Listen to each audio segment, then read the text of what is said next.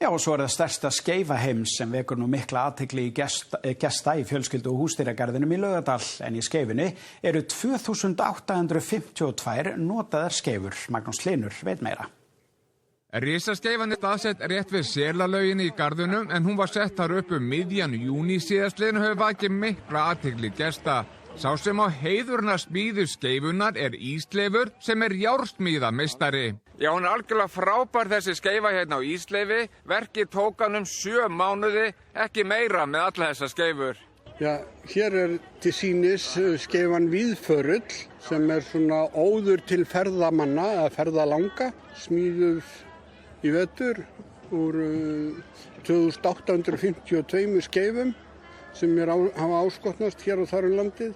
Allar þessar skeifur þar hafa farið eitthvað og gert eitthvað. Ísleifur segir að þegar hann fór að eftirlaun á síðasta ári hafa hann ákveðið að skella sér í skeifuverkefnið. Hann varð að hafa eitthvað fyrir stafni, nefnt ekki að hanga og gera ekki neitt eins og hann segir sjálfur. Vertu ekki bara stoltur ánægð með þetta?